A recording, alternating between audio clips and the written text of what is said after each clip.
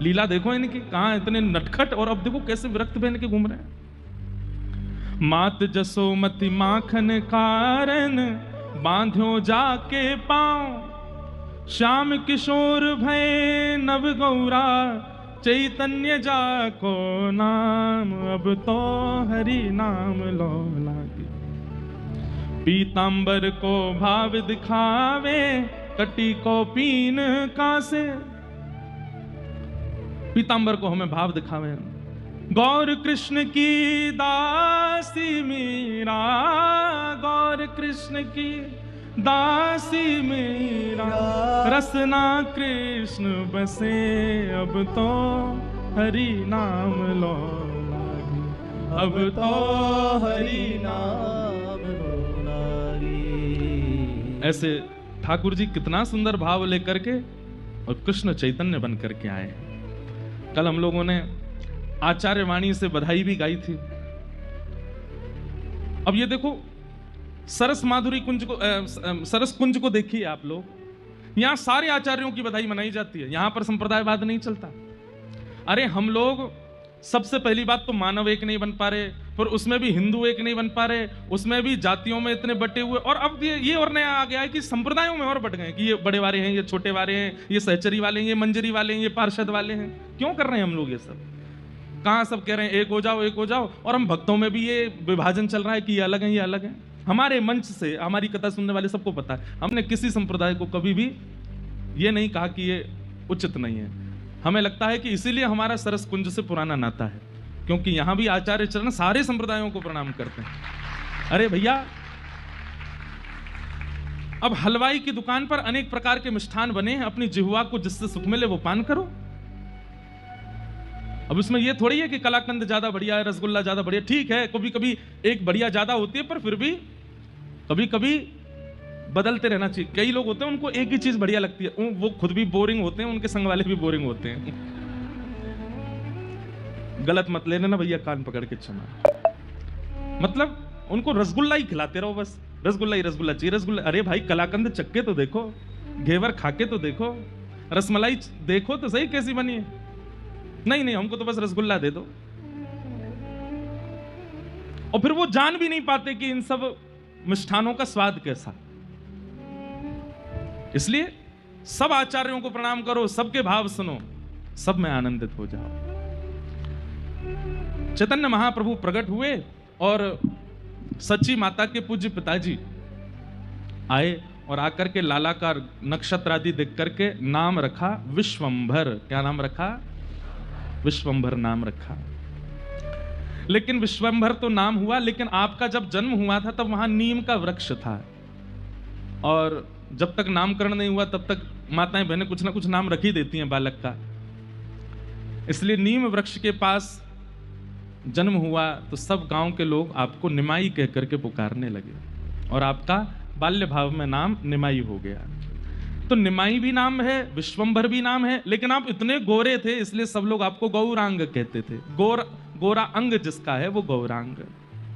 गौर भी कहते, गौरांग भी कहते, गौरचंद्र भी कहते, क्योंकि जब इनका जन्म हुआ तब पूर्णिमा थी। अरे हमारे आचार्य चरण गौड़िया वैष्णव परंपरा के तो लिखते हैं बंगला भाषा में है, मैं इसलिए अब ये कभी चैतन्य चरित्र अगर आप गौड़ियाओं से सुनेंगे तो बंगला भाषा के वो उनकी जो श्लोक भाव होते हैं वो सुनाएंगे भी तो और आनंद आएगा। अब हमसे बोलने नहीं आते इतने। वे कहते हैं कि जब गौर चंद्र प्रकट हुए तो ग्रहण क्यों पड़ा? बोले चंद्रमा ने इसलिए स्वयं को राहु की ओट में छुपा लिया। बोले जब एक चंद्र पृथ्वी पर आ गए तो मेरा क्या काम?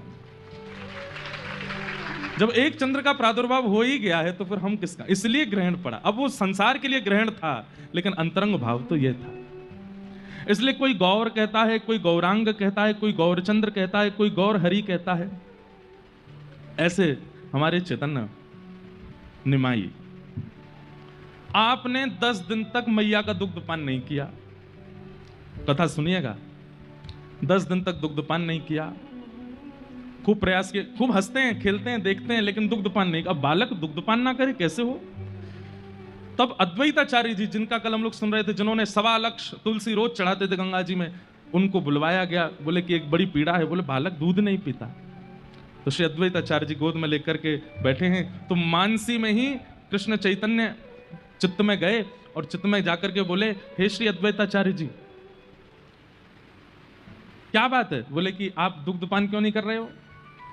तो ठाकुर कृष्ण चैतन्य बोलते हैं, मैं नाम प्रचार करने के लिए और कृष्ण प्रेम लक्षणा भक्ति प्रचार के लिए आया हूं। बोला, माता जी को मंत्र दीक्षा तो प्रदान कर दी, पर नाम दीक्षा नहीं दी अभी, पहले इनको नाम सुनाओ। और जब इनके चित्त में नाम जाएगा और वह नाम जाकर के इनके चित्त को, इनके वक्ष को पवित्र करेगा, तब हम उसका पान करेंगे। तब नाम दीक्षा प्रदान की, हरे कृष्ण कृष्ण कृष्ण हरे हरे, हरे राम राम राम हरे हरे। और उसके बाद श्री गौरांग दुग्ध पान करते हैं। दुनिया के बच्चों को खेल खिलौना दिए जाते हैं, तब वो खेलते हैं, लेकिन गौरांग तो केवल हरि बोल हरि बोल हरि बोल। कोई बोल दे, कितने भी रो रहे हों, कितने भी सो रहे हों, कितने भी किसी कार्य में किसी की गोद में हो, दूर कोई गोद में लेकर के आपको लेके नाच रहा है, लेकिन तभी कोई इधर की तरफ से चिल्ला दे हरि बोल, तुरंत आप मुड़ करके देखने लगते हैं और हरि बोल नाम सुनते ही आपके मुख में प्रसन्नता आ जाती है। तो इसलिए कि भैया सच्ची मैया का लाला केवल हरि बोल से ही खुश होता है, तो लाइन लगती पूरे मायापुर के लोगों की, सब लाला को देखने के लिए आते और सब हरि बोल ही बोलते, क्योंकि उसी से ही प्रसन्न होते थे। कहां तक कहें, सच्ची मैया जब लाला सो जाते ना तो सबसे कहती मन ही मन हरि बोल बोल लो, क्योंकि जोर से बोलोगे तुरंत उठ जाएगा, इतना नाम के प्रति आपको प्रेम हो गया। ऐसे हमारे श्री चैतन्य प्रकट हुए। धीरे धीरे आप जब बड़े होने लगे, हम तो चैतन्य चरित्र जब पढ़ रहे थे तो ठाकुर जी का अनुभव हो रहा था कि जैसे मानो कृष्ण लीला सुन रहे हो। देखो ये भी सुनने आए हैं, इधर देखो इधर देखो।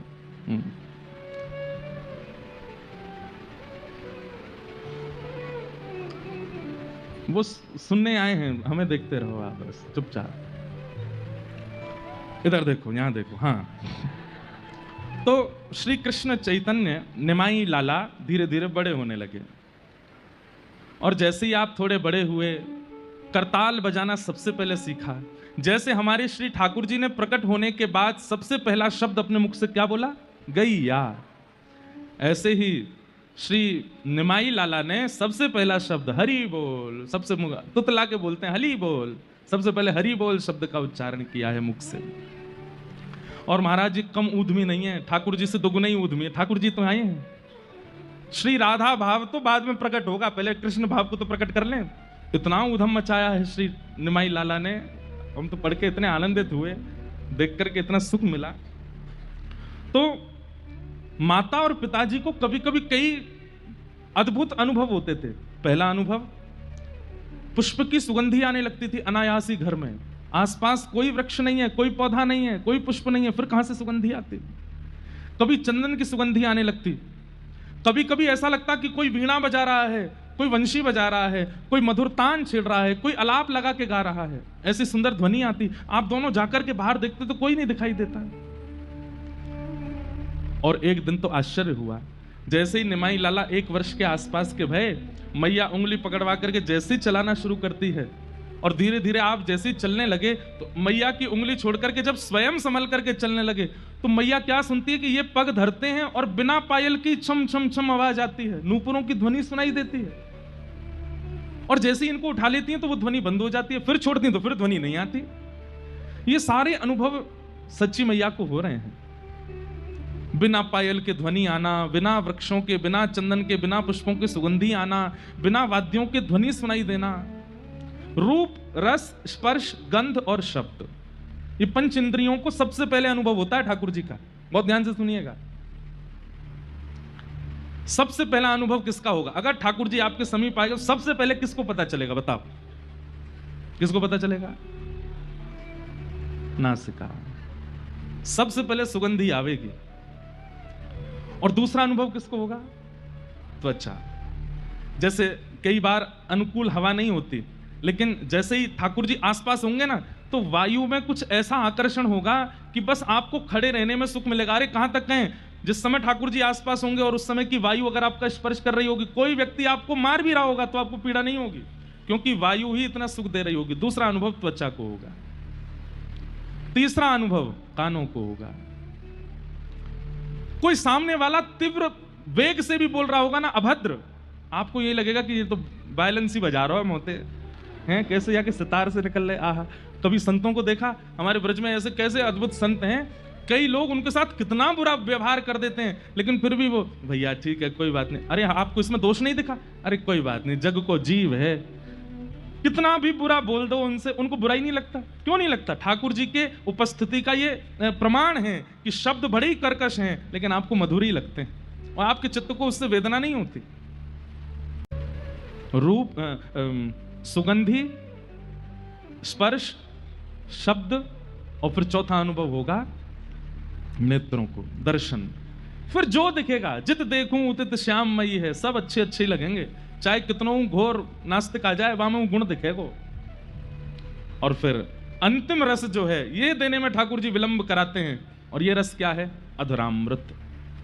ये इतनी तीव्रता से नहीं मिलता, इसके लिए थोड़ा प्रतीक्षा करनी पड़ती है, तो ठाकुर जी ये रस देते हैं। सच्ची माता को और श्री जगन्नाथ मिश्र जी को सारे अनुभव हो रहे हैं, सब में गुण दिख रहे हैं, सब जगह ध्वनि सुनाई दे रही है, सब जगह सुगंधी आ रही है, और सब जगह त्वचा को अद्भुत अनुभव हो रहा है, क्योंकि लाला के आने से सब अनुकूल हो गया है।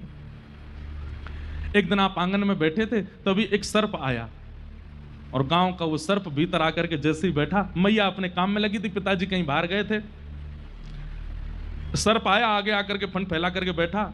थोड़ी देर तो नमाई लाला उसको देखने लगे, थोड़ी देर उसको ऐसे पकड़े, वो फिर फन मारे, कभी इधर हो कभी इधर हो।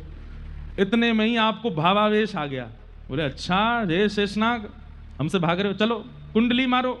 सर्प ने तुरंत कुंडली मारी और निमाई लाला उस पर ऐसे जाकर के लेट गए। तुरंत भावावेश आ गया कि हम तो ठाकुर जी हैं, ये तो हमारी शयन सैया है, और ऐसे लेटे ही नहीं है, उस पर सो गए।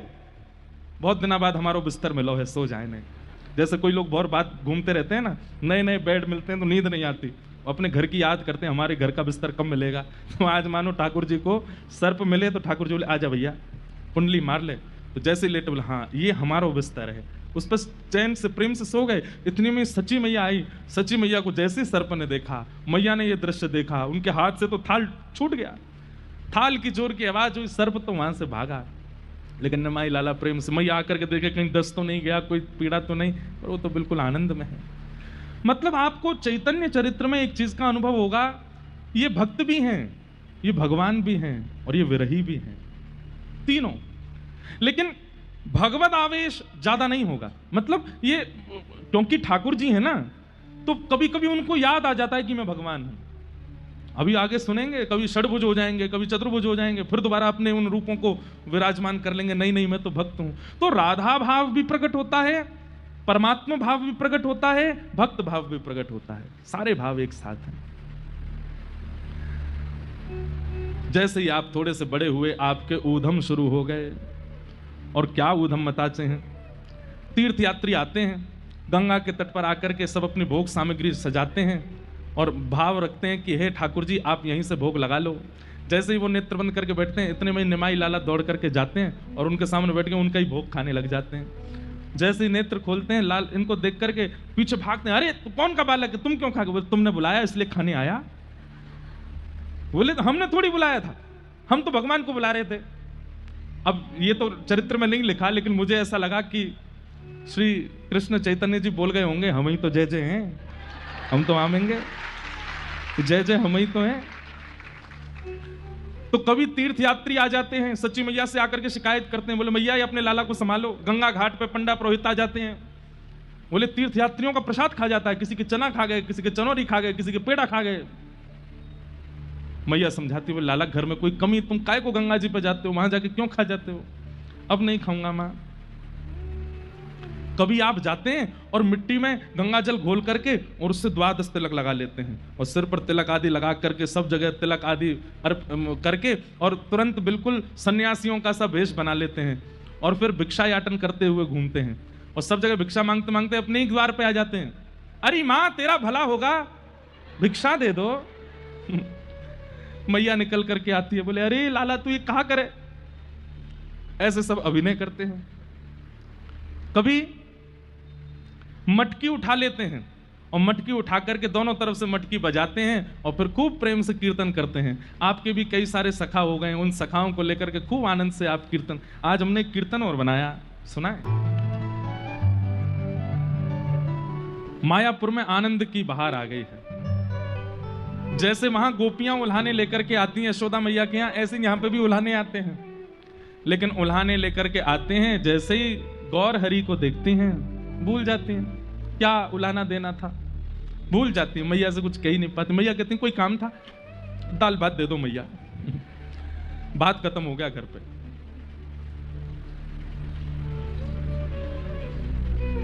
बताओ अब जो करना पड़ेगा हमें। नहीं नहीं, आप लोगों के लिए है ये। RJ14UH8250 ये जिनकी गाड़ी है, काली इनोवा है। यहाँ पे ठाकुर जी गौर है कि तुम्हारी गाड़ी अब काली है, और अगर थोड़ी देर में आपने अगर नहीं हटाई तो फिर हो सकता है कि जरूर पुलिस वाले इसको काले से गोरा कर देंगे। इसलिए जिनकी ये इनोवा गाड़ी है 8250 काली इनोवा, हम देखेंगे नहीं, आपको चुपचाप उठ के चले जाओ। हाँ भाई कोई कुछ कहना नहीं, जाओ हटा लो भाई। तो ऐसे निमाई लाला की गौर हरि की लीलाएं चल रही हैं। आपके बड़े भाई का नाम विश्वरूप जी, कल हम लोग सुन रहे थे, ये श्री बलराम जी के अवतार हैं। और ये बाद में सन्यास लेकर के जब जाएंगे तब यही श्री नित्यानंद महाप्रभु से मिलकर के उनमें ये दोनों एक ही हो जाते हैं। फिर श्री नित्यानंद महाप्रभु के रूप में श्री बलराम जी ठाकुर जी के साथ रहते हैं। तो आपके बड़े भाई विश्वरूप जी ये अद्वैताचार्य जी की पाठशाला में पढ़ते थे। गौर हरि अब थोड़े से बड़े हो गए, तो माँ इनको भेजती थी जाओ पाठशाला से बड़े भैया को बुला लाओ। तो ये अद्वैताचार्य प्रभु के यहाँ जाते थे, वही प्रभु जो इनको बुलाने के लिए इतनी प्रार्थना की। अब ये जैसे ही द्वार पर जाते, छोटे से इनको देख करके श्री अद्वैत प्रभु के तो नेत्रों से आंसू आ जाते, हाथ पैरों में कंपन होने लग जाता कि मेरे प्रभु आए हैं। लेकिन ये आकर के प्रणाम नहीं करते थे अद्वैताचार्य जी को, जो गुरु जी हैं सब प्रणाम कर रहे। तो फिर इनको विश्वरूप भैया कहते, बोले प्रणाम करो गुरु जी हैं। तो जैसे ही प्रणाम करने के लिए, बाकी सब बालकों का प्रणाम अद्वैत प्रभु स्वीकार करते, लेकिन जैसे ये प्रणाम करते तो श्री अद्वैत प्रभु उठा लेते, नहीं नहीं आप तो खड़े ही रहो सामने। बोले हम पहले ही नहीं कर रहे थे, भैया करवा रहे हैं। ऐसी इतने उधम किए हैं श्री गौरांग प्रभु ने, खूब आनंद। तब बोले माँ बुला रही हैं आपको, जल्दी चलो। विश्वरूप बोले अभी तो पाठशाला का समय पूरा नहीं हुआ, फिर क्यों बुला रही हैं? बोले चलो। घर जैसे ही गए तो वहां पे तो कई सारे लोग बैठे थे। विश्वरूप जी बोले माँ अभी पाठशाला पूरी नहीं हुई, आपने मुझे क्यों बुलाया?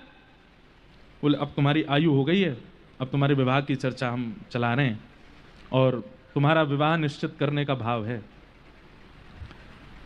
विश्वरूप जी ने ये बात सुनी, आप माता पिता से बोले मुझे विवाह नहीं करना। अब ये सब ब्रह्म ज्ञान आदि लेकर के और ऐसे गुरु चरणों की आश्रित होकर के, माँ ये नश्वर संसार में मुझे विवाह नहीं करना है। आप लोगों से मेरी प्रार्थना है, जिस कार्य को मैं कर ही नहीं सकता, जिसमें मेरा हृदय नहीं, उसमें जबरदस्ती करके मेरा और किसी अन्य का जीवन आप खराब मत कीजिए। माता पिता ने खूब समझाया, लेकिन आपने उनकी नहीं मानी। घर में तो बड़ा मातम जैसा होने लगा। माँ रो रो के बेहाल हो गई। इसलिए पढ़ा लिखाया था कि तुम कल को सन्यास ले लो? बोले माँ पढ़ाई लिखाई से सन्यास का भाव नहीं, जगत की वास्तविकता पहचान हो गई है, इसलिए सन्यास की इच्छा है। और श्री विश्वरूप जी सन्यास लेकर के घर से चले गए, विवाह नहीं किए। अब यहां विश्वरूप जी का तो जाना हुआ। घर में माँ इतना रोती है, पिताजी इतने परेशान रहते हैं। तब गौरांग जाते हैं और जाकर के मैया की गोद में कहते हैं मैया जितनी कामनाएं बड़े भैया से आपको थी वो सब मैं पूरी कर दूंगा, आप ऐसे रो मत, मैं हूं ना आपके पास, मैं आपकी सेवा करूंगा, मैं आपके पास रहूंगा। उनसे थोड़ी सांत्वना होती। अब गौर हरि जाने लगे पढ़ने के लिए विद्यालय। अब पढ़ाई से जो आने का समय उसमें कभी एक आध घंटा ज्यादा लग जाता तो मैया को इतनी चिंता होती। मैया बोली बड़ा बेटा जैसे पढ़ लिख करके चला गया, कहीं ये छोटा वाला भी नहीं चला जाए। उन्होंने एक दिन जगन्नाथ मिश्र जी से बात की, बोले कि इसका विद्यालय भी बंद करा दो, ये भी चला जाएगा नहीं तो हमको छोड़ छाड़ के। और श्री गौर हरि जी का विद्यालय वहीं रुकवा दिया। उन्होंने पूछा आप मुझे विद्यालय क्यों नहीं जाने देते? बोले नहीं बस हो गई पढ़ाई, जितना तुमको जरूरत थी उतना तुम पढ़ लिए, इससे ज्यादा की आवश्यकता नहीं है। खूब कहा माता पिता को, खूब समझाया कि आप मुझे जाने दीजिए विद्यालय पढ़ने के लिए। लेकिन माता पिता नहीं माने तो भैया हैं तो आचार्य चरण ना, कई बार बातों से नहीं समझाते तो करके समझा देते हैं। इतने में आपने क्या किया, ध्यान से सुनना। अपने एक सखा को बुलाया और सखा के कंधा पे हाथ धरा और बोले मैं अब अंधे का अभिनय करूंगा, तुम मेरे को मार्ग दिखाओ। और उसके कंधे पे हाथ धर के बोले अब तुम चलो। बोले जाना कहाँ है? बोले घर घर चलेंगे, भीख मांगेंगे। अपने सखा के कंधा पे हाथ धर के हर घर के बाहर, मैया तेरा भला होगा, कुछ भिक्षा दे दो मैया। तो आकर के वो जैसी मैया देती, स्वयं गौर हरि तो अंधे का अभिनय करते हैं और अपने सखा, मैया मैं अंधा हूं, मुझ पर कृपा करके आपने दी, पर मेरी नेत्र तो इसके पास, इसको भी कुछ दे दो, उसको भी प्रदान करो।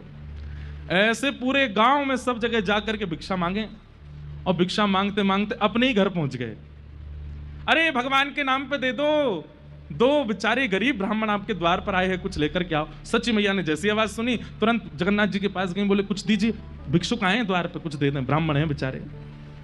आप खूब सारा कुछ अन्न सामग्री आदि लेकर के बाहर आकर के देखा तो वो तो गौर हरि निमाई लाला है। आंख बंद करके वो कह रहे मैया भगवान के नाम पे दे दो, कुछ तो दो मैया। मैया ने आकर के, ए निमाई क्या करते हो ये, और ये क्या कर रहे हो, कौन सा अभिनय कर रहे हो? मैया ब्राह्मण भिक्षा कब मांगता है? बोले कब मांगता है? जब उसको अध्ययन से दूर कर दिया जाए। पढ़ेगा नहीं, लिखेगा नहीं, ज्ञान अर्जन करेगा नहीं तो ब्राह्मण कुछ और तो कर नहीं सकता। आज की बात नहीं है, पर किसी काल में तो यही था ना कि ब्राह्मण का एक ही अधिकार है, पढ़ना पढ़ाना, यज्ञ करना करवाना, दान देना दान लेना, ये 3 कर्म ब्राह्मण के। आज तो सब कर रहे हैं ब्राह्मण भी। लेकिन श्री गौरांग प्रभु कहते हैं, बोले कि मां ब्राह्मण को भिक्षा मांगने की नौबत कब आती है? जब वो पढ़ता नहीं है। और मेरे साथ वही होने वाला है। मेरे माता पिता ने विद्यालय बंद करा दिया तो मैं पहले ही अभ्यास कर रहा हूं मांगने का। ये बात सुन करके आपकी मैया बोली, अरे लाला ये सब मत करो, तुमको हम विद्यालय भेज देंगे। बोला हाँ भैया अब ठीक है ना, हाँ भाई लाला तू भी जा अपने घर, अब जरूरत नहीं है, जितने के पैसे लिए सबको दे आना वापस, जितनों से भिक्षा ली। और आप पुनः पाठशाला जाने लगे और वहां जाकर के अध्ययन करने लगे, खूब मन लगा करके पढ़े। 11 वर्ष की आयु में श्री गौर हरि जी का यज्ञोपवीत संस्कार हुआ। लेकिन यज्ञोपवीत संस्कार के कुछ दिन बाद ही आपके पूज्य पितृचरण श्री जगन्नाथ दास जी, उनका भगवत धाम गमन हो गया। अब मैया इतनी व्याकुल हो गई, अब अपनी मां को संभालते हैं, उनके रुदन को शांत करने का प्रयास करते हैं। मां से कहते हैं मां मैं हूं ना अभी आपके पास, आप ऐसे मत होइए। अपनी मां को खूब संभाला। आप इतने विद्वान हो गए पढ़ लिख करके कि न्याय शास्त्र के ऊपर एक अद्भुत ग्रंथ लिख रहे थे। आपके एक पाठशाला में मित्र थे, उनका नाम था श्री रघुनाथ, और वो भी न्याय के विद्यार्थी होने के नाते वो भी एक ग्रंथ लिख रहे थे। रघुनाथ की बड़ी इच्छा थी कि मैं जो ग्रंथ लिखूं वो पूरे विश्व में सर्वव्यापी हो जाए। मैं जिस ग्रंथ का अवलोकन करूं उस ग्रंथ को देख करके सब वाह वाह करने लग जाएं। आप ग्रंथ का निर्माण कर रहे थे तो एक दिन निमाई मतलब अपने गौर हरि जी के बगल में बैठ करके आप अपना ग्रंथ उनको दिखाने लगे। तो श्री चैतन्य महाप्रभु ग्रंथ देखने लगे और बड़े प्रसन्न हो रहे थे। तभी रघुनाथ ने कहा तुम्हारे बगल में जो एक किताब रखी है ये क्या है? तो श्री गौर हरि जी बोले मैं भी न्याय पर एक ग्रंथ लिख रहा हूं, ये वो है। अच्छा मुझे दिखाओ। तो जैसे ही रघुनाथ ने वो ग्रंथ देखा, ग्रंथ के पहले पृष्ठ को पढ़ते ही उसको अपना पूरा ग्रंथ सूक्ष्म लगने लगा, रोने लगा, दुखी हो गया बेचारा। गौर हरि बोले आप इतने परेशान क्यों हो गए? मेरा ग्रंथ पढ़ के अच्छा नहीं है? बोले नहीं, मैं तुमको छुपाना नहीं चाहता, मैं सत्य बताऊं तो मैं ऐसा ग्रंथ लिखना चाह रहा था जो कोई और लिख ही नहीं सके, पूरे विश्व में मेरे ग्रंथ की ख्याति हो जाए, पर तुम्हारा ग्रंथ पढ़ करके तो मुझे अपने ग्रंथ बहुत सूक्ष्म लग रहा है। ये सुनते ही अपने मित्र के नेत्रों में आंसू देखते ही श्री चैतन्य अपना ग्रंथ उठाते हैं और जाकर के गंगा जी में प्रवाहित कर देते हैं। बोले मेरे ग्रंथ को गंगा जी में रहने दो, तुम अपने ग्रंथ को अवलोकन करो, उसका खूब श्रेष्ठ बनाओ। ये दया भावना देख करके इनके जो मित्र रघुनाथ थे वो बहुत रोए, हृदय से लगा लिया, तुम कितने करुणा है तुम्हारी चित्त में। ऐसे आपकी सुंदर भावना रहती थी। अब धीरे धीरे पठन पाठन तो पूरा हो गया, आप पाठशाला में पढ़ाने लगे। और ये तो होता ही है कि बालक जैसे ही अध्ययन से निवृत्त होता है, माता पिता फिर बस उसको दूसरी चीज में डालना चाहते हैं, इसका ब्याह करो। निमाई लाला का अध्ययन पूर्ण हो गया, उसी पाठशाला में आप पढ़ाने लगे बालकों को। माँ ने सोचा कि अब ये भी चला जाता है, पिताजी है नहीं है, बड़े भाई घर छोड़ के चले गए, मैं अकेली रहती हूँ, अब इसका ब्याह करा देते हैं। तभी एक वल्लभ नाम के बड़े कुलीन विप्र रहते थे, उनकी पुत्री थी जिनका नाम श्री लक्ष्मी था। एक बड़ी सुंदर कथा आती है कि जब ये बचपन में बहुत उधम मचाते थे गौर हरि, तो गंगा घाट पर आकर के पूजा करने वाले लोगों के आगे जब वो आंख बंद करके बैठे होते तो ये आके सामने बैठ जाते थे ऐसे, और जब नेत्र खोलते थे तो वो सब कहते अरे ये क्या कर रहे हैं, बोले मैं ही जय जय हूं।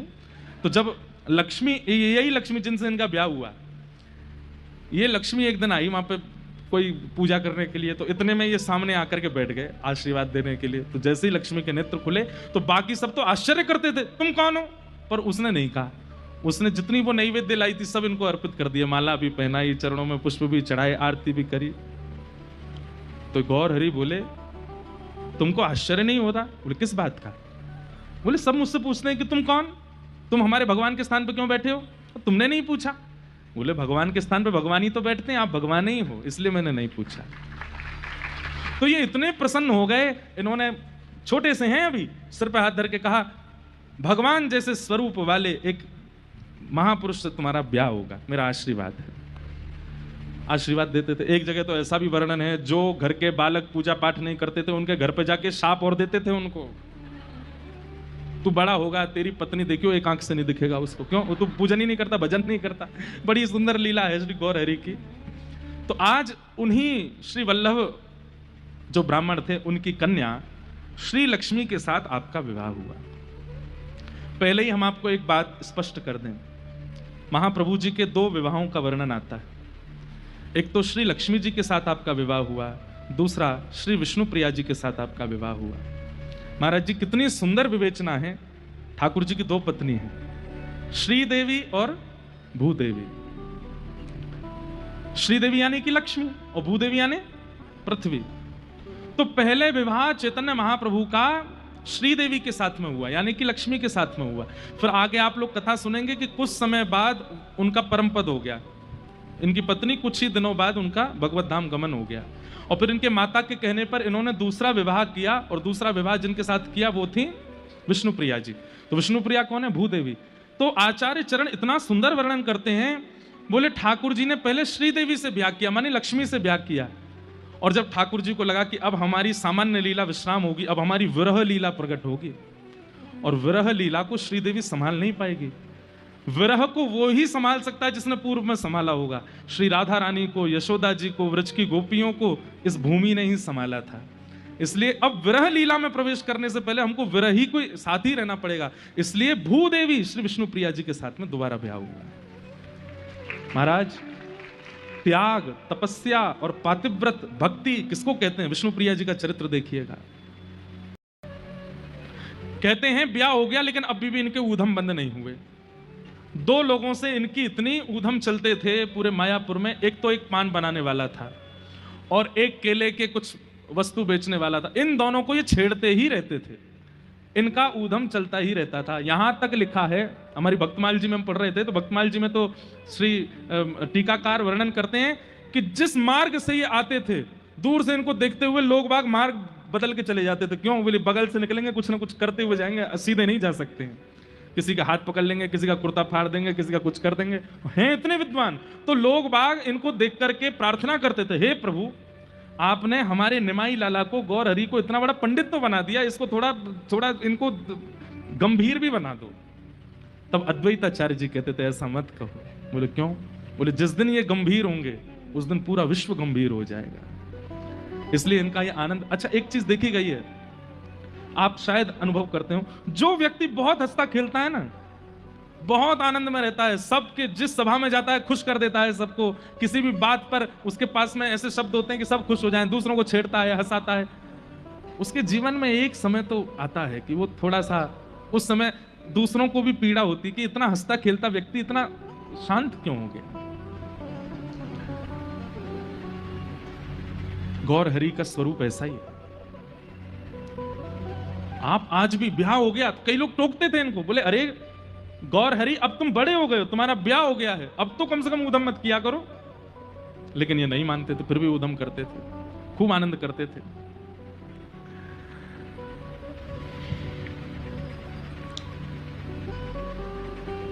कुछ समय विवाह को पूर्ण हो गए और आपकी पत्नी श्री लक्ष्मी देवी जी का परम पद हो गया।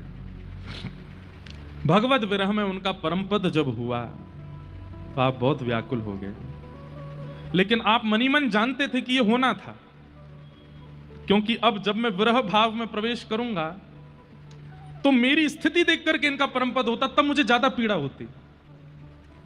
ये मेरी स्थिति सह नहीं पाती, इसलिए इनका जाना आवश्यक था। मां बहुत व्याकुल होने लगी। बड़ा बेटा भी चला गया, पतिदेव भी चले गए, बहू आई, बहू भी चली गई। गौर हरि हृदय से लगाते बोले, ना मां, सब मंगल होगा, आप चिंता मत करो, सब मंगल में होगा। तभी मायापुर में एक सनातन मिश्र नाम के ब्राह्मण रहते थे, उनकी कन्या जिनका नाम था विष्णुप्रिया। ये विष्णुप्रिया जी महाप्रभु चैतन्य से 10 वर्ष छोटी थी, और ऐसा वर्णन करते हैं कि जब इनका जन्म हुआ तब महाप्रभु चैतन्य कितने वर्ष के थे? 10 साल के। तो उनका तो काम ही यही था कि मायापुर में कोई भी बालक जन्म लेता था, सबसे पहले बधाई गायन करने के लिए यही जाते अपनी टोली लेके। जैसे ही सनातन मिश्र के यहां पर लाली ने जन्म लिया, घंटे घड़ियाल बजने लगे, सब लोग बधाई बधाई कहने लगे। ये गंगा जी के तट पर अपने सखाओं के साथ बैठे थे, तभी इन्हें सुनाई आवाज कहां से आ रही है। बोले, अरे एक सनातन मिश्र हैं, उनके यहां लाली हुई है। आप सब सखाओं के साथ दौड़ करके गए। आप गए तो इसलिए थे कि चना चनौरी मिलेंगे खाने को, आप गए तो इसलिए थे कि मेवा बाटी कुछ मिलेगी। और जैसे एक छोटा बालक जन्म लेता, थोड़े बड़े बालक होते हैं, बड़े उसको आश्चर्यजनक होकर के देखते हैं, ये कैसे हाथ हिला रहा है, ये कैसे चरण हिला रहा है। तो छोटे से महाप्रभु जी 10 वर्ष की अवस्था में गए, और सनातन मिश्र जी ने जब इन बालकों को देखा तो उनको सबको भीतर बुलाया और पलना के पास लेकर बोले, ये रही लाली।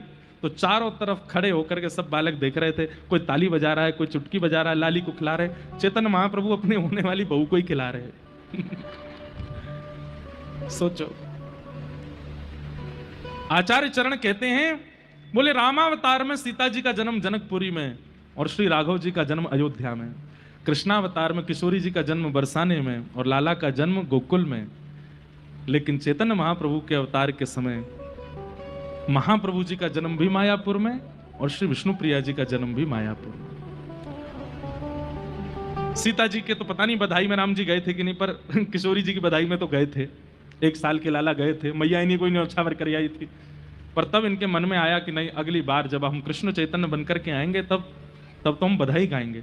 और महाराज नाच नाच करके, ठुमक ठुमक करके अपने सास ससुर के साथ नाचे, खूब आनंद किया। लाली भैया बधाई हो, आनंद भयो। बाद में जब कुछ समय फिर तो आगे लीला पूरी हो गई, आपकी पत्नी का देहावसन भी हो गया, कुछ वर्ष निकल गए। एक दिन माँ ने कहा कि मैंने अब तुमको ब्याह करना है, तो आपने मना किया, नहीं माँ, अब ब्याह नहीं करना। बोले, मेरे ऊपर विचार करो, बस अपना विचार करोगे। तो मैं आपने कहा ठीक है, आज्ञा करो, किससे करना है? बोले, एक सनातन मिश्र जी हैं, उनकी लाली से। तो महाप्रभु जी बोले, उस लाली की बधाई गायन में तो मैं ही गया था, वहां तो मैं अपने सखाओं के साथ गया था। बोला, हाँ, उन्हीं की लाली से ब्याह करना है। और श्री महाप्रभु जी का विष्णु प्रिया जी के साथ में विवाह हुआ, आनंद से ब्याह हुआ। कुछ समय आप विवाह कार्यों में रहे, 3 महीने व्यतीत हो गए थे विवाह को, और तब आपके मन में आया कि मुझे पितृ कार्य पूर्णता के लिए अब गया जी जाना चाहिए। बहुत सावधानी से सुनिएगा। जैसे भगवान कृष्ण की लीला 3 भागों में बटी है, बाल लीला, फिर उसके बाद अपनी मथुरा लीला, और फिर द्वारिका लीला, ऐसे ही श्री चैतन्य महाप्रभु की लीला भी 3 भागों में। तो अब बाल लीला और आनंद की लीला तो विश्राम हो रही है, अब यहां से विरह लीला प्रारंभ होगी। सर्वप्रथम आपको विरह आवेश कब हुआ? आपने अपनी माता जी से आज्ञा मांगी कि मां, मुझे पितृ कार्य करने के लिए, पिंडदान आदि करने के लिए अब गया जी जाना है, आप आज्ञा दें। आप पाठशाला में पढ़ाते थे, और पाठशाला में जितने बालक थे वो बालक भी इनके साथ जाने को तैयार थे। तब मां ने कहा कि आप अकेले मत जाओ, हो तो बालक ही आप, और बड़े चंचल और हो, इतनी दूर जाओगे कैसे चलेगा? तो आप साथ में अपने मौसा जी को लेकर के जाओ, जो कि गुरु रूप भी थे, जिनका नाम था चंद्रशेखर जी। और आप अपने सब शिष्यों के साथ, चंद्रशेखर जी के साथ श्री गया जी की यात्रा पर निकले। शास्त्र की ऐसी आज्ञा है कि जिस किसी भी स्थान पर जाते हैं वहां की महिमा सुनते हुए जाना चाहिए। आपने शास्त्रों में गया जी की महिमा पढ़ी थी, लेकिन आज सब लोग बैठे थे रास्ते में ही सब सुनते हुए जा रहे हैं, तो आपने कहा गया जी की महिमा क्या है? तब बोले कि एक गयासुर नाम का एक दैत्य था, वो तप कर रहा था। ध्यान से सुनिएगा, वो तप कर रहा था, इतना तप किया कि उसके तप से देवताओं को यह लगा कि भाई इंद्र प्रकट हो गए, ब्रह्मा प्रकट हो गए, देवता सब प्रकट होते जा रहे हैं। प्रकट होकर के वो जैसे आंख खोल करके देखता है, प्रणाम करता है और फिर से नेत्र बंद करके तप में बैठ जाता है, कुछ मांगता नहीं है। और तप का ये प्रभाव होता था कि वो जब कुछ मांगता नहीं था तो उसका शरीर बड़ा हो जाता था। इंद्र आदि देवताओं को कुछ समय बाद लगने लगा कहीं ऐसा तो नहीं है तप से इतना विशाल हो जाए कि एक दिन स्वर्ग पर चढ़ाई कर दे। आपने जाकर के सब देवी देवताओं को इकट्ठा किया, सबने आकर के उससे कह दिया भाई कुछ मांगो, लेकिन वो यही कहता कि मुझे कुछ नहीं चाहिए, बस मैं तप करूंगा। अब तो देवताओं को और लगने लगा कि ये निश्चित ही हम लोगों पर आक्रमण करने के लिए कर रहा है। एक कथा याद आई, हमारे वृंदावन में एक महात्मा थे, और ज्यादा पुरानी कथा नहीं है। उन्होंने दीक्षा ग्रहण करने के बाद अपने गुरुदेव से कहा कि गुरुदेव मुझे आज्ञा दीजिए, मैं क्या करूं? तो गुरुदेव ने कहा भांडीर वन चले जाओ। और भांडीर वन सबको पता है ना, भांडीर वन, यमुना पार भांडीर वन जाओ और वहां जाकर के जो गुरु ने आपको, हमने जो मंत्र दिया है इसका अखंड माला करो। बोले कब तक करें? और जब तक प्रिया प्रियतम प्रकट ना हो जाए तब तक करो। गुरु जी ने भी ऐसी आज्ञा दी, जो आज्ञा, चले गए। और जैसे ही महीने पूर्ण हुए प्रिया जी से देखा नहीं गया। ठाकुर जी से बोली चलो दर्शन देने, और श्री प्रिया प्रियतम दोनों युगल रूप धारण करके उनके सामने प्रकट हो गए। सिर पर हाथ फेरा तो नेत्र खुले, नेत्र खोल करके देखा तो साक्षात श्री प्रियालाल जी सामने खड़े हैं। आपने उनको दंडवत प्रणाम किया। अब हुआ क्या? प्रकट तो हो गए ठाकुर जी, अब प्रकट होकर उनका दर्शन कर रहे हैं। यहां श्री प्रियालाल जी मंद मंद मुस्कुरा रहे हैं, और वो बाबा सामने बैठ करके नेत्रों से अश्रु बहा रहे हैं, वो भी मुस्कुरा रहे हैं। 1 घंटा हो गया। ठाकुर जी बोले श्री जी कहा विचार है? बोले ये कुछ कहें तो फिर आगे बात, तो कुछ बोल ही नहीं रहे। ठाकुर जी बोले बाबा कुछ बोले गो? क्या बोले? भैया आपने युगल मंत्र गाया, हम दोनों प्रकट हो गए, तुम बस प्रणाम करके बैठो, कुछ मांगना हो तो बताओ। तो आप करुण भाव से बोले गुरुदेव ने मांगने के लिए नहीं बोला था, गुरुदेव ने केवल कहा था कि प्रियालाल प्रकट हो जाएं तब तक तप करना है। आप प्रकट हो गए, मांगने की आज्ञा गुरुदेव ने नहीं दी थी। ये भाव सुनते ही श्री जी के नेत्र सजल हो गए। कैसी निष्ठा अपने गुरु में। हमें पता चल जाए कि उस पेड़ में भगवान है तो महाराज पेड़ को घर ले जाने तक की नौबत ले आएंगे हम। यहां साक्षात ठाकुर जी सामने प्रकट हो गए, लेकिन उनको याद ही नहीं, वो जानते ही नहीं कि मुझे क्या मांगना है। मेरे पास ना बुद्धि है, ना मन है, ना कुछ है, सब गुरु जी हैं। उन्होंने आज्ञा नहीं दी थी कि कुछ मांगो। प्रिया जी बोली ये इतने श्रेष्ठ शिष्य हैं, इनके गुरु को भी नहीं पता होगा ये। तो लाल जी बोले अब क्या करना? तो प्रिया जी ने आज्ञा दी, बोले एक काम कीजिए अपने गुरु जी से पूछ के आओ, प्रियालाल जी आए क्या मांगो। तो आप दौड़े दौड़े अपने गुरुदेव के पास गए। महीनों बाद गुरुजी ने देखा दाढ़ी बढ़ गई थी, जटाएं निकल आई थी, देख के पहचान भी नहीं पाया। कौन हो? बोले कि आपका शिष्य, आपने आज्ञा दी थी भांडीर वन में। अरे मैंने कहा था प्रियालाल जी नहीं आए। बोले प्रियालाल जी आ गए। तो गुरुदेव सुन के आश्चर्य कर, प्रियालाल जी आ गए? हाँ, प्रतीक्षा कर रहे हैं भांडीर वन में और खड़े हैं। बोले क्यों? बोले प्रकट होकर के बोले मांगो। तो मैंने कहा गुरुदेव ने कहा था केवल प्रियालाल जी प्रकट हो जाएं तब तक जप करो, मांगने की आज्ञा आपने नहीं दी थी, तो मैं पूछने आऊं, वो आ गए, क्या मांगूं? गुरुदेव ने हृदय से लगा लिया। बोले धन्य है, मैं धन्य हो गया तुझे पाकर के। सच में खड़े हैं? बोले हाँ। गुरुदेव हाथ पकड़ के गए तो देखा तो श्री प्रियालाल जी वहां प्रतीक्षा कर रहे थे, थोड़ी पे हाथ धरे, और सामने से शिष्य गुरु को लेकर के आए। गुरुदेव ने प्रणाम किया और बोले अब क्या मांगूं गुरुदेव बताइए। बोले बस ये दोनों राजी रहें, ये दोनों प्रसन्न रहें, यही मांगो और कुछ मत मांगो। भैया ऐसी गुरु निष्ठा होती है। लेकिन यहां पर गयासुर नाम का दैत्य, इसके नाम मांगने के पीछे छलता, क्योंकि जितना तप करते हैं हम जैसे ही उस तप के बदले कुछ मांगते हैं ना, वो तप का सारा पुण्य क्षीण होता है। जैसे आपने एकादशी व्रत किए, अब एकादशी व्रत से प्रसन्न हो गए मानो ठाकुर जी, या फिर कभी आपके जीवन में कोई कष्ट आया तो आपने कहा हे प्रभु मेरे जीवन में मैंने जितनी एकादशी करी सबके फल में मुझको ये जो कष्ट आया इसको दूर कर दो, वो कष्ट दूर हो जाएगा, लेकिन आपके जीवन में जितनी एकादशी का फल था सब नष्ट हो जाएगा। इसलिए पैर छूने की भी मना करते हैं आचार्य चरण। क्यों? हम लोग जितना नाम करते हैं, जितना भजन करते हैं, जितना तप करते हैं, कोई प्रणाम करता है तुरंत वो भार ले जाता है उसका। अब ये पता चल जाने के बाद तो और नहीं मानते लोग, अपना भजन तो बनना रहो, इनके पंप पकड़ो।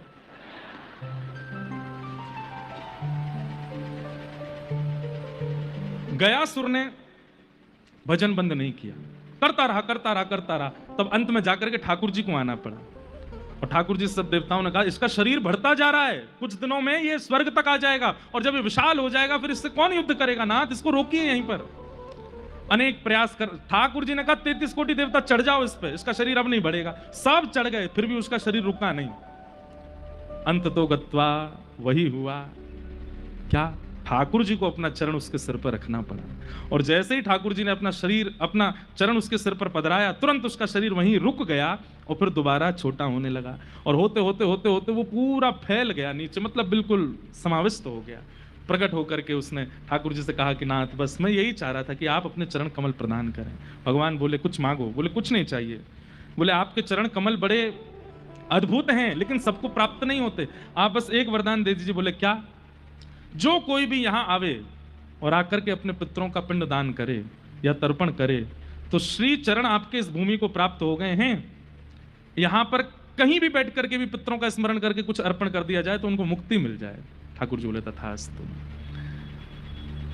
ये कथा गया की सब सुन रहे थे, चैतन्य महाप्रभु भी भाव से बैठ करके सुन रहे थे। जैसे सुने कि इस भूमि को चरण मिले हैं तो सोचिएगा चैतन्य महाप्रभु क्या सोचने लगे। बोले कि गयासुर को कितने चरण चिन्ह मिले थे, तब आपके साथ में जो आचार्य चरण चल उनके एक ही बार चरण रखा था बस ठाकुर जी ने, तो आपके नेत्रों से अश्रु आने लगे। एक बार चरण पड़ने पर इस भूमि की ये महिमा हो गई। उस वृंदावन में तो ठाकुर जी नृत्य किए हैं, उस वृंदावन में तो ठाकुर जी कूदे हैं, उस वृंदावन में तो डोले हैं, गिरिराज जी पर चढ़े हैं, यमुना जी में गए हैं, कोने कोने में जाकर के अपने चरण चिन्ह अंकित किए हैं। वो वृंदावन कैसा होगा? जो पूरा वृंदावन कृष्ण चरणों से अंकित है, उस वृंदावन की स्थिति कैसी होगी?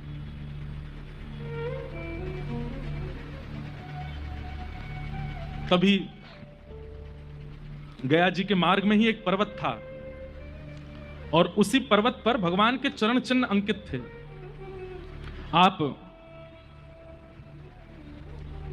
वहां दर्शन के लिए गए, सब शिष्यगण खड़े थे, साथ में आचार्य चरण भी खड़े थे, पर्दा लगा हुआ है, अभी पुजारी जन कुछ पूजा आदि कर रहे थे। और जैसे ही पर्दा हटाया और उस शिला पर जब ठाकुर जी के श्री चरणों का दर्शन किया, चरणों का दर्शन करते ही आपके चित्त में जो श्री राधा भाव था, किशोरी जी जब श्री चरणों के चिन्ह देख करके जैसी हो जाती थी वैसा अनुभव आपको होने लगा।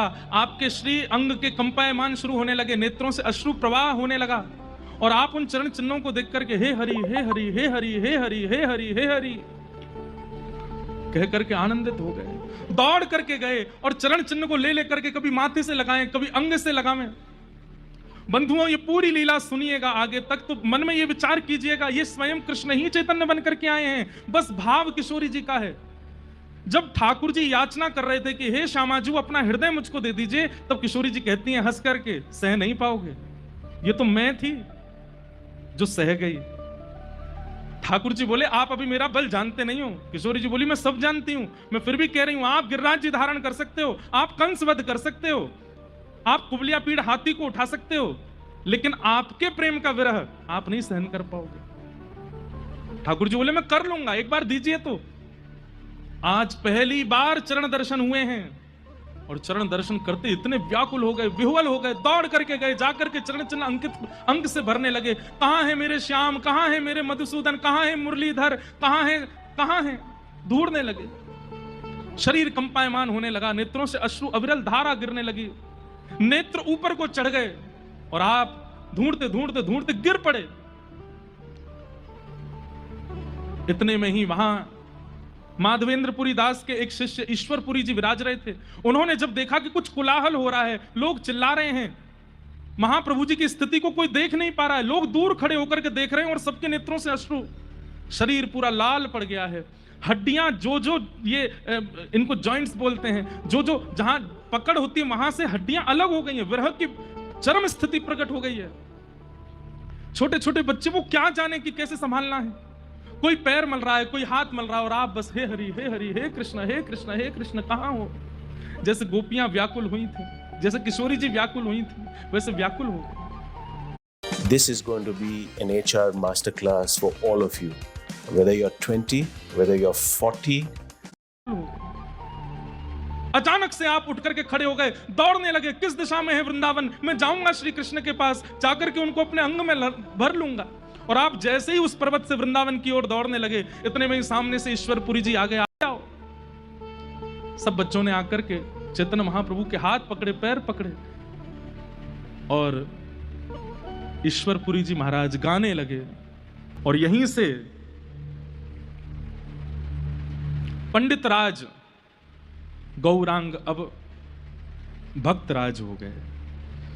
पंडित राज थे पहले इतने चंचल थे, और अब उतने ही गंभीर, उतने ही सरल, उतने ही एक बात हम आपसे कहें, श्री गौड़िया वैष्णव परंपरा से अगर आप दीक्षित हैं तो आपके स्वरूप में कुछ हो चाहे ना हो, लेकिन एक चीज का दर्शन होना चाहिए, विनम्रता।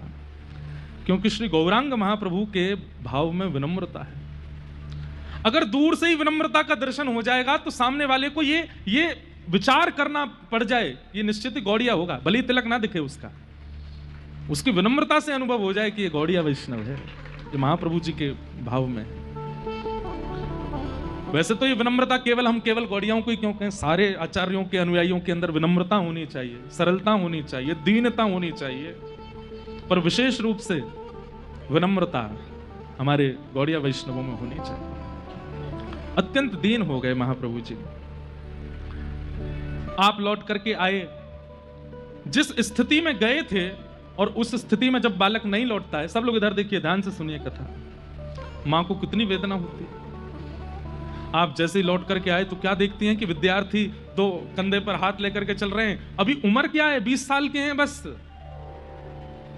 दो विद्यार्थी नीचे से चरण उठाते हुए चल रहे हैं, और आप कभी मूर्छित हो जाते हैं, कभी होश में आ जाते हैं, फिर मूर्छित हो जाते हैं, फिर होश में आते हैं, कभी रोने लग जाते हैं, कभी हंसने लग जाते हैं। वाक् गदगदा द्रवते यस्य चित्तम रुदत्य भिक्षणम हसति क्वचिच्च विलज्ज उद्गायत नृत्यते च मदभक्ति युक्तो भुवनम पुनातु।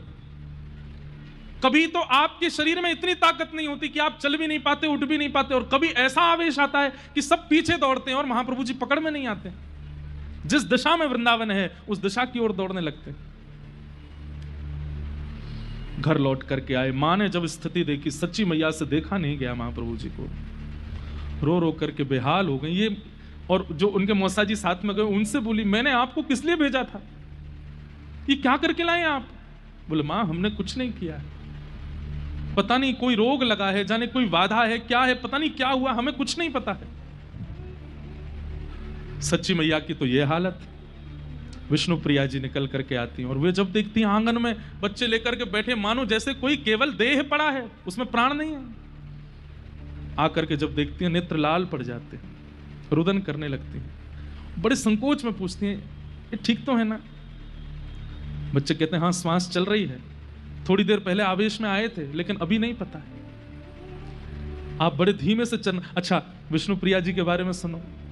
जब महाप्रभु जी तीर्थ यात्रा के लिए गया जी जा रहे थे तो मां से तो आज्ञा ली, और मां के बाद जब अपनी पत्नी के पास गए तो बोले अभी हमारे विवाह को 3 महीने हुए हैं, पर गृहस्थाश्रम में आने के बाद पत्नी की आज्ञा भी आवश्यक होती है, आप आज्ञा दें मैं तीर्थ यात्रा पर जाऊं। तो ये सुनते ही वो चरणों में गिरे, बोले कि आप बिल्कुल ये विचार ना करें, आपको मुझसे जीवन में कभी किसी आज्ञा की आवश्यकता नहीं है, आप मेरे प्राणनाथ हैं, मेरे जीवन धन है, आप जो सोचेंगे जो करेंगे सब मुझे स्वीकार है, लेकिन मैं आपसे एक आज्ञा चाहती हूं। तो महाप्रभु जी कहते क्या?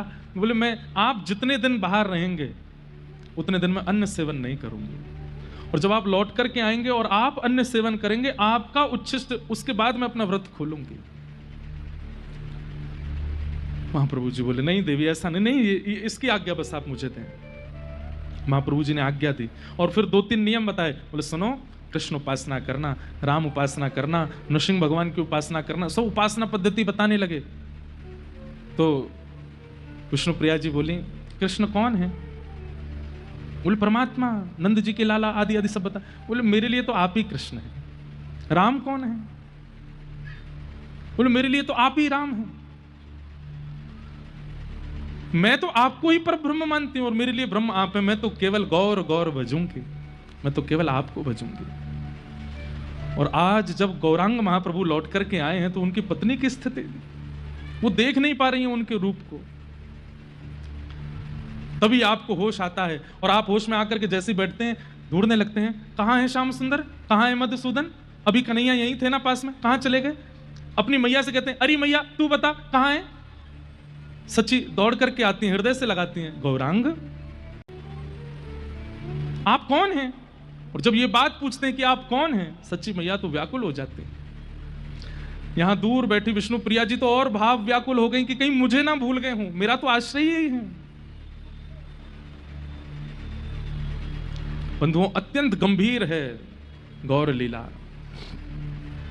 आज भी हमारे वृंदावन में अगर कोई गौर चरित्र कहता है या गौर लीला का दर्शन करता है तो वहां पर पहले ही बाहर बोल देते हैं कि आने वाले कृपा कर जब तक लीला पूरी ना हो जाए ना, और लीला प्रारंभ होने के बाद कोई ना आवे, क्योंकि ये लीला लीला नहीं है, ये प्रत्यक्ष है।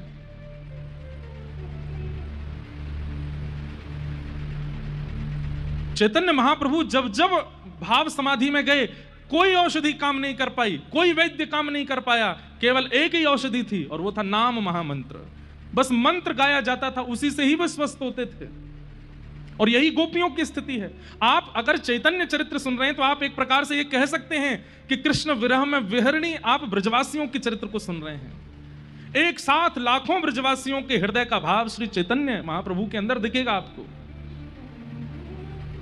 ब्रजवासी भी ऐसे ही थे, वे भूल जाते थे। जब से ठाकुर जी मथुरा गए वे भूल जाते, हमारा घर कहाँ है, हमारी मैया कौन है। कई बार तो मैयाएं रोती डोलती, हमारो लाला हमें ही भूल गए हो। 2 दिन बाद उस बालक को याद आता मेरी मां कौन है। कृष्ण विरह ऐसा था। गदाधर जी आए, चैतन्य महाप्रभु उनसे बोले, सुनो मुझे स्नान ध्यान करना है, प्रसाद पाने से पहले स्नान करना है। सच्ची मैया बोली, लाला मैं तेरे लिए प्रसाद बनाई हूं, तू पाएगा ना? मां ऐसे नहीं, अभी मैं स्नान करने जाऊंगा उसके बाद पाऊंगा। अभी होश में आ गए और आप गदाधर जी के कंधे पे हाथ धर के गंगा स्नान के लिए जाने लगे।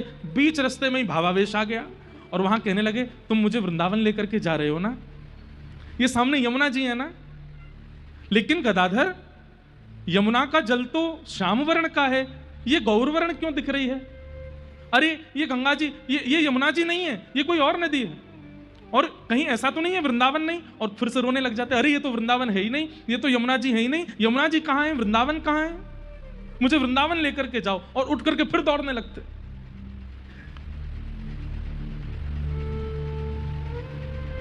प्रेम की ऐसी अद्भुत पराकाष्ठा। बंधुओं, जिस अवस्था में चैतन्य महाप्रभु अभी हैं, यह अवस्था तक भी आज भी जीव पहुंच सकता है प्रेम की स्थिति में। बस इस अवस्था के बाद की जो अवस्था है, वो अवस्था श्री जगन्नाथ महाप्रभु की है कि शरीर पिघल जाएगा।